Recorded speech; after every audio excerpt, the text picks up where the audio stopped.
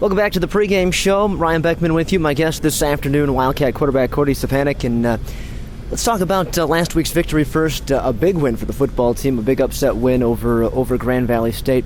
What kind of message does this send to the team that you guys can compete with and take down one of the top teams in the conference?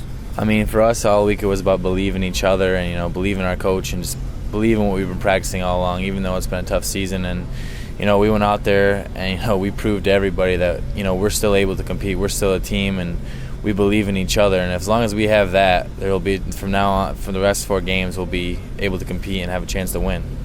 That seems to have been kind of the big message even from Coach Ostrowski throughout the season, was how well you guys have stuck together throughout all of this adversity. What do you think has been the factor that has kind of kept you guys together? I think we have good senior leadership on this team, and I think that, we had a real tough camp, and that really brought us together. And, Coach O's done a great job of stressing to us, we need to stay as a team and forget the outside factors and just really believe in each other. And, when that happens, great things can happen for us. About your performance, pretty impressive.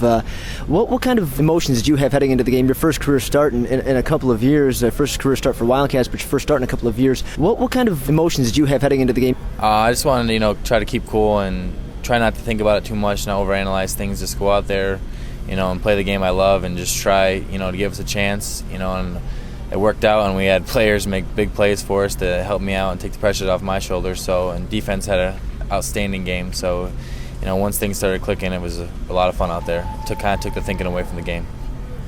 How challenging had it been last year to sit as the backup this year as well, to be the backup, to stay ready for your chance?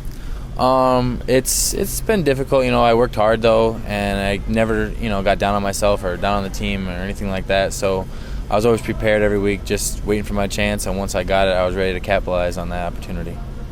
Looked like out there, given what you did in the second half against Michigan Tech and also against Grand Valley State, that even you look comfortable working with the ones on this team, looking with the starters. A lot of the guys on this team, I'm pretty good friends with, and so we have good chemistry as it is. And I practiced with them all summer and throughout camp. So we have, and spring last year, so we have pretty good chemistry going. And they believed in me, so that helped a lot. And, we were just kind of able to go out there and have chemistry. It transferred to Northern Michigan last year. What brought you to NMU? What was it about Marquette or the campus that you liked that brought you here? I like the country town. I think it's really nice, small town, quiet, and of course the dome. It's a great attraction, and we have some of the best facilities here in Division II, in my opinion. So, there's a lot of factors like that brought me here, and it's good coaching staff. So, it's a pretty easy decision for me. What's your major? What are some of your goals once your football days are done? I'm a criminal justice with political science minor, and my goal is I want to be a state trooper or federal law enforcement someday. So that's probably going to head back to the East Coast after this, and that's set some career aspirations in that direction.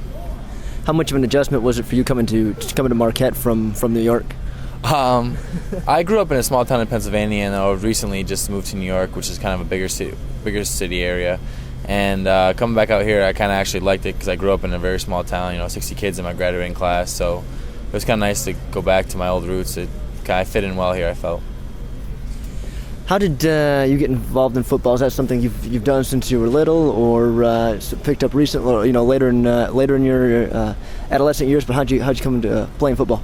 My dad was a football player. Actually, he played baseball in college, but he always encouraged me and my brother to go out and do sports. And at 6 years old, I went out and signed up, and ever since then, I fell in love and played since I was 6.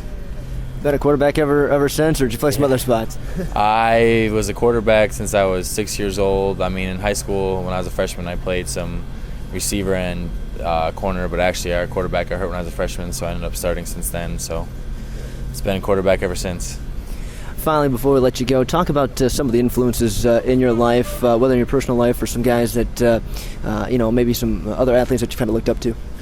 My grandfather has been a big factor in my life. He's, encouraged me and supported our family a lot in hardships and whatnot. And he's always been there to encourage me. And, I really look up to him. He's a great man and a great leader, and, he's a godly man. So, it's a great role model for me. He's taught me a lot about my life, and, I like to be a Christian, so I look to that part of my life, spiritual part a lot. And actually, Tim Tebow, is one of the guys I try to look up to, a guy, who people didn't believe in or don't think he can do it, but, always try to prove him wrong and never got down on himself. So I would say those two people are very influential in my life. Two big important people, definitely, for sure. Cody, we appreciate the time, and best of luck the rest of the way. Thank you. Appreciate it.